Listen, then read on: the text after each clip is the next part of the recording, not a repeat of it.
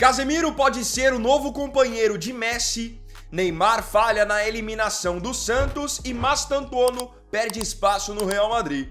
Essas e muitas outras notícias eu vou mostrar para você na edição dessa segunda do Boletim Weiner.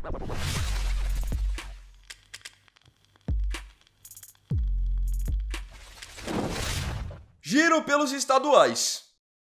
Nós iniciaremos a edição dessa segunda-feira, dia 23 de fevereiro, do Boletim Weiner, com um giro de ontem pelos estaduais. Começando pelo Campeonato Paraense, temos uma final já definida e será um clássico entre Remo e Paysandu. O Paysandu chegou à decisão após vencer o Castanhal pelo placar de 1-0. Já o Remo buscou uma virada insana contra o Cametá, fazendo 3-2, com o golaço da classificação marcado por Patrick de Paula acontecendo já nos acréscimos. No Campeonato Gaúcho, a final também está definida e será também entre Grêmio e Internacional, um clássico. O Grêmio garantiu a sua vaga na decisão ontem após um novo empate com o Juventude por 1-1. Só que nos pênaltis o Grêmio levou a melhor, com o Everton defendendo mais uma penalidade desde a sua chegada. No Campeonato Mineiro, ontem tivemos a partida de ida da semifinal entre Atlético Mineiro e América Mineiro. E no reencontro entre Gustavo Scarpa e William Bigode, o jogo acabou empatado, 1-1. Dudu abriu o placar para o Atlético Mineiro, mas o América foi buscar o empate já nos acréscimos. Ou seja, tudo será decidido na partida de volta na semana que vem. Agora, Campeonato Carioca. No Campeonato Carioca, o Fluminense levou a melhor sobre o Vasco na partida de ida. O tricolor venceu pelo placar de 1-0 com gol de Kevin Serna. E olha que o Fluminense jogou boa parte do segundo tempo com um jogador a menos, depois que Facundo Bernal foi expulso. Ontem também pelo Campeonato Carioca tivemos a outra partida da semifinal, em que o Flamengo não teve dificuldades para fazer 3-0 no Madureira. Campeonato Paulista, o Santos está eliminado. O Novo Horizontino, que é o dono da melhor campanha da competição, venceu o Santos pelo placar de 2-1.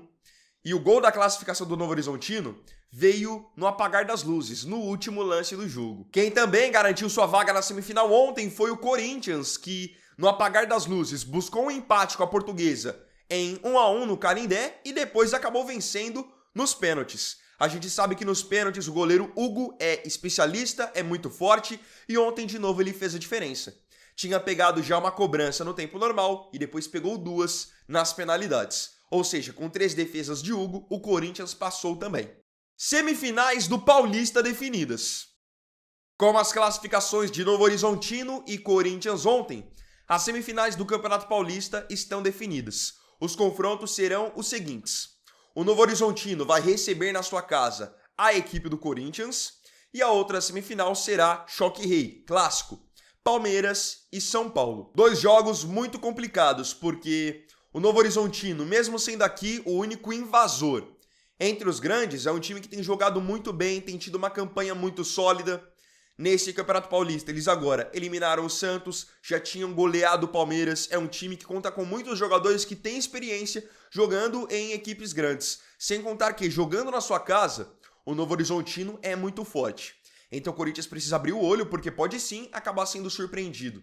É um jogo bem equilibrado. E aí, se tratando de clássico, Palmeiras e São Paulo, aqui o equilíbrio é óbvio. Ainda mais que nos últimos tempos, o São Paulo tem se dado bem, jogando contra o Palmeiras na casa do Palmeiras. Diferente de outros estaduais, como o Campeonato Gaúcho, o Campeonato Mineiro, o Campeonato Carioca, no Paulistão, as semifinais são jogos únicos, ou seja, perdeu, tá fora. Com essa configuração das semifinais, existe a possibilidade de uma reedição da final do ano passado entre Palmeiras e Corinthians. Neymar pediu desculpas por falha. Ontem, na eliminação do Santos para o Novo Horizontino no Campeonato Paulista, Neymar esteve em campo. O camisa 10 saiu jogando como titular e não foi substituído, mesmo esse sendo apenas o seu segundo jogo na temporada. Jogou do começo ao fim. O Neymar acabou pecando ontem nas tomadas de decisão, errou muitos passes e não conseguiu criar grandes oportunidades pelo lado do Santos não. E se já não bastasse produzir tanto no setor ofensivo, o Neymar ainda acabou falhando no primeiro gol do Novo Horizontino, porque o Escobar cobra o lateral para o Neymar e o Neymar quer devolver de primeira para o Escobar. Só que nisso que ele vai devolver de primeira, ele devolve fraco. O lateral do Novo Horizontino passa à frente do Neymar, antecipa o Escobar, vai para a linha de fundo e faz o passe para trás. Aí o Rômulo chega batendo e fazendo o gol. Nessa hora, o próprio Neymar reconheceu que ele havia errado na jogada. Então, a câmera da transmissão o flagrou, olhando para os companheiros, pedindo desculpas e abaixando a cabeça, reconhecendo que realmente tinha mandado mal. Não acho que o mais preocupante em relação ao Neymar seja esse erro. Um erro de passe, e às vezes você errar à força, faz parte. É que nesse caso ele teve a infelicidade de errar no campo de defesa e logo que o adversário tomou a bola, acabou saindo o gol. Mas o que mais preocupa em relação ao Neymar é obviamente a sua parte física. A gente vê que ele não consegue ter mais a mesma mobilidade que tinha anteriormente. Isso, além de ser preocupante para o Santos e para a seleção brasileira, é também muito triste para quem gostava bastante do futebol dele ou ainda gosta. Para quem já viu o nível que ele apresentou no Barça, no Paris Saint-Germain, na seleção, no seu começo de Santos, o Neymar de 2026 não chega aos pés daquele antigo Neymar. E pelo erro dele, pela falha, o mínimo foi ele pedir desculpas e reconhecer mesmo. O que seria feio seria se ele tivesse errado e tentasse transferir a culpa para um terceiro. Vasco demite Fernando Diniz. Fim da linha para Fernando Diniz no comando do Vasco. Com mais uma derrota na temporada, agora no clássico contra o Fluminense, mesmo com um jogador a mais em boa parte do segundo tempo, Fernando Diniz não resistiu às pressões da torcida e, claro, da diretoria. Com isso, ele acabou sendo mandado embora. Foram 11 jogos nessa temporada de 2026, 4 vitórias, 3 empates e 4 derrotas. E aqui, muito mais do que ter um estilo de jogo, que é um estilo de jogo por muitas vezes arriscado, o que faz o Fernando Diniz agora sair do Vasco é basicamente o mesmo que o faz sair de vários outros trabalhos dele. A falta de regularidade. No futebol, você precisa ter regularidade. Não dá pra você fazer um jogo muito bom na quarta-feira, um jogo horrível no domingo, aí quando chega na outra semana, você faz um jogo bom na quarta-feira, chega no sábado, você vai jogar um jogo do Brasileiro, você faz um outro jogo ruim. Então, eu acho que isso é o que mais pega nos trabalhos do Diniz. Mais do que ele querer sair tocando desde o goleiro com a bola no chão, o maior problema é a regularidade. Sem regularidade, você não consegue brigar por título. Sem regularidade, você não consegue dar uma cara para o seu trabalho. E olha que mesmo com oscilações, altos e baixos, ele ainda foi finalista da Copa do Brasil do ano passado. É aquilo, o Fernando Diniz acabou de ser demitido, acabou de ficar livre no mercado, só que a gente sabe muito bem como funciona o futebol brasileiro. Mesmo que os últimos trabalhos do Diniz não tenham sido bons trabalhos, em que ele tenha apresentado muitas oscilações, podem ter certeza que antes do final do ano, algum time ainda vai aparecer querendo contratá-lo. E não pelo que ele pode produzir, mas pelo nome. Giro pela Europa. Fizemos o giro dos estaduais, agora vamos para um rápido giro pela Europa, onde eu quero destacar 3 situações, 3 jogos que aconteceram ontem. Começando pelo futebol francês, o Lyon perdeu uma sequência insana que eles tinham de vitórias consecutivas. Para quem não sabe, antes mesmo da chegada do Endrick ao time, o Lyon já vinha emplacando uma boa sequência de vitórias. O Endrick chegou e o Lyon apenas deu sequência a tudo isso. Então eles tinham 13 vitórias consecutivas, somando Ligue 1, Copa da França e Liga Europa. Essa sequência acabou caindo ontem, porque no Campeonato Francês, o Lyon perdeu fora de casa para o Estrasburgo pelo placar de 3-1. Endrick foi escalado como titular, mas ontem acabou fazendo uma partida discreta. No Campeonato Espanhol, o Barcelona retomou a sua liderança. Se lembram que na semana passada o Barça tinha tropeçado e o Real Madrid havia assumido a liderança da tabela? Pois é, nesse final de semana o Barça tomou a liderança de volta. Porque no sábado o Real Madrid tinha tropeçado, foi derrotado fora de casa e o Barça agora fez o dever de casa. Venceu pelo placar de 3-0 e voltou a ser o líder agora com um pontinho de vantagem. O Barça fez 3-0 ontem sobre a equipe do Levante. Vitória tranquila e sem sustos. Na Premier League, o Arsenal voltou a vencer. Após tropeços, empates contra Brentford e o Wolverhampton, o Arsenal voltou a vencer e venceu no melhor estilo um clássico contra o Tottenham. Mesmo fora de casa, o Arsenal goleou por 4-1, com 2 gols de Eze e 2 gols de Victor Gyökeres. Com isso, a vantagem dos Gunners agora sobre o Manchester City é de 5 pontos. Só que são 5 pontos de vantagem, com o Manchester City tendo um jogo a menos. Ou seja, essa vantagem de 5 pontos pode cair para 2. Comportamento preocupa no Tottenham.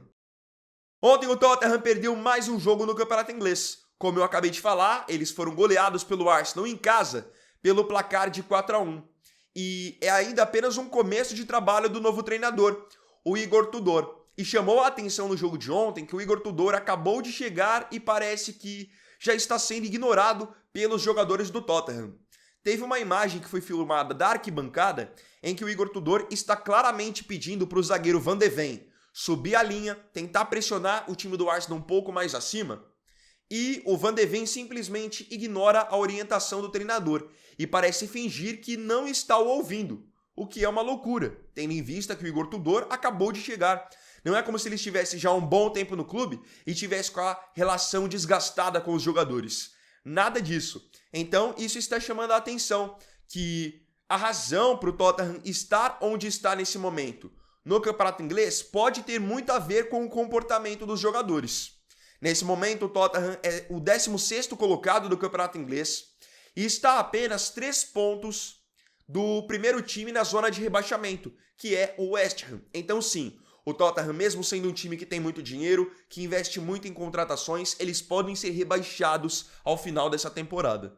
E esse comportamento dos jogadores não passou despercebido pelo técnico Igor Tudor, não. Na entrevista coletiva, ele deixou bem claro que no elenco eles têm bons jogadores, mas esses bons jogadores têm hábitos ruins. Vocês acham que ele está se referindo ao quê? Claramente ao comportamento deles. Luiz Dias precisa estudar alemão. O Luiz Dias, atacante colombiano que joga no Bayern de Munique, ele caiu como uma luva no time desde que ele foi contratado. Ele já jogava muita bola no Liverpool e chegou no Bayern de Munique voando, marcando gols, dando assistências, indo pra cima. É um cara que é muito forte no 1 contra 1. Só que mesmo que ele esteja voando dentro de campo, o Bayern de Munique exige que ele esteja bem também fora das 4 linhas. Segundo informação do jornal alemão Bild, o Bayern de Munique praticamente obriga que o Luiz Dias estude alemão. Como ele é colombiano, ele fala o espanhol. Passou alguns anos na Inglaterra jogando no Liverpool, então ele fala inglês. E como ele chegou ao Bayern de Munique para essa temporada, o Bayern quer que ele aprenda a falar alemão. Normal, até para ele conseguir se comunicar no dia a dia, se comunicar onde ele mora, se comunicar com os companheiros, enfim. O Bayern exige que ele aprenda e quer que ele faça aulas de alemão de 2 a 3 vezes por semana. E detalhe, além de ele fazer as aulas de alemão, o Bayern vai testar a fluência dele para saber se ele realmente está aprendendo. Se ele falhar e não aprender o idioma, ele será multado de 5 a 50 mil euros. E aí, pegando o que o Luiz Dias ganha, que é uma bala, é claro que 5, 50 mil euros não fará diferença. Não vai doer no bolso dele. Mas a ideia aqui não é o Bayern de Munique multá-lo, tirar dinheiro dele. E sim só dar um incentivo a mais para que ele aprenda uma coisa que vai ser muito útil para ele. E isso é bastante comum na Europa, os clubes incentivarem os jogadores que não falam o idioma local a aprenderem, fazerem aulas para que eles possam realmente compreender ainda mais o dia a dia do clube e, obviamente, onde eles estão morando. Mastantuono perde espaço no Real. Contratado a peso de ouro nessa temporada vindo do River Plate, o atacante Franco Mastantuono perdeu espaço nos últimos jogos do Real Madrid. Até então, quando o Xabi Alonso era o técnico, o Mastantuono ele era titular de maneira incontestável. O Xabi Alonso bancava o Mastantuono no time titular, mas não bancava o Rodrigo, só para vocês terem uma ideia. Só que após a chegada do Arbeloa, as coisas mudaram um pouquinho. Especialmente nesses últimos jogos, o Arbeloa tem insistido muito mais em montar um time com 4 jogadores no meio-campo, para dar mais liberdade, mais tranquilidade para o Vinícius Júnior e para o Mbappé no campo de ataque. Só que mesmo assim, esperava-se que o Mastantuono fosse vir do banco nesses últimos jogos, e isso não aconteceu. Para vocês terem uma ideia, ele não jogou nenhum minuto nas últimas 3 partidas. E nas redes sociais, os torcedores do Real Madrid estão apontando uma possível causa, um possível motivo para tudo isso.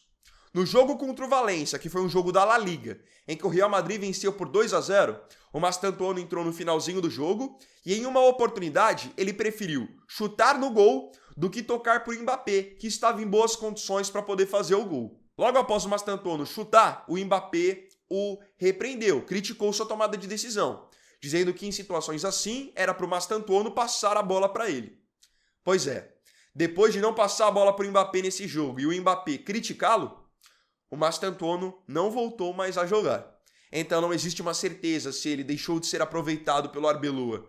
Por isso, mas existe pelo menos essa coincidência. Prestiani pediu desculpa no Benfica. O Prestiani, jogador que está envolvido na polêmica do Vinícius Júnior e teria o chamado de macaco na semana passada no jogo da Liga dos Campeões entre Benfica e Real Madrid, ele pediu desculpas no Benfica.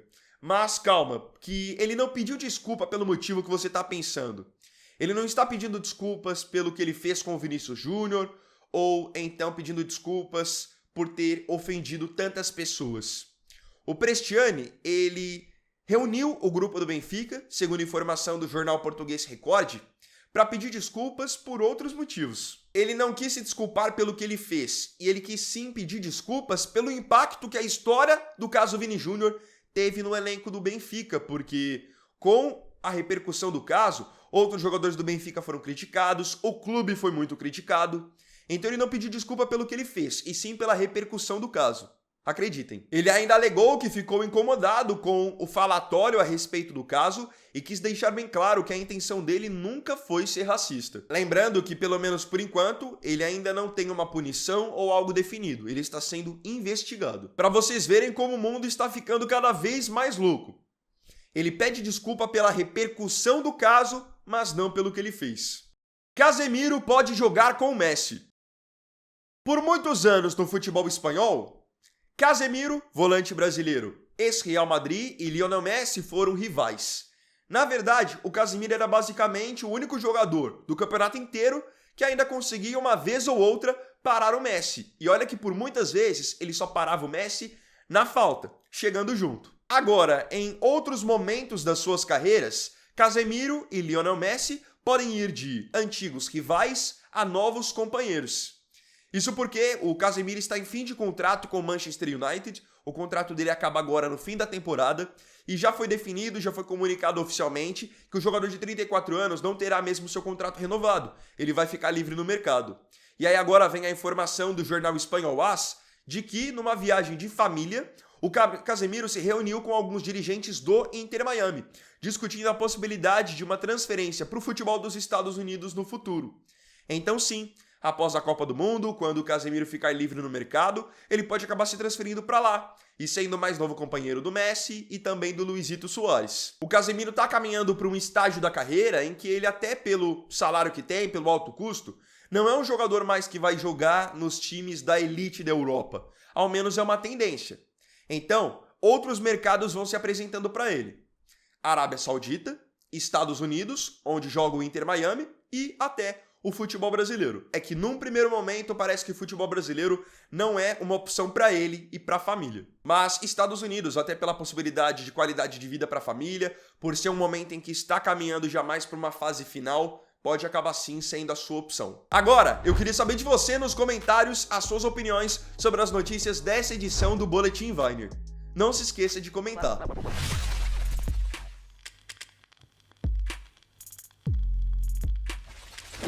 Então, bom, galera, esse vídeo aqui foi o primeiro dessa segunda. Primeiro vídeo da semana. Agradeço a todos vocês pela companhia em mais um vídeo. Quem tiver gostado, deixe o seu like, se inscreva e compartilhe. Então, mais tarde eu tô de volta aqui no canal, porque vocês sabem, a máquina não pode parar. Segunda-feira é dia de conteúdo. Então é isso, fiquem todos com Deus, uma ótima semana e até mais tarde. Vini Weiner aqui, valeu, falou e fui!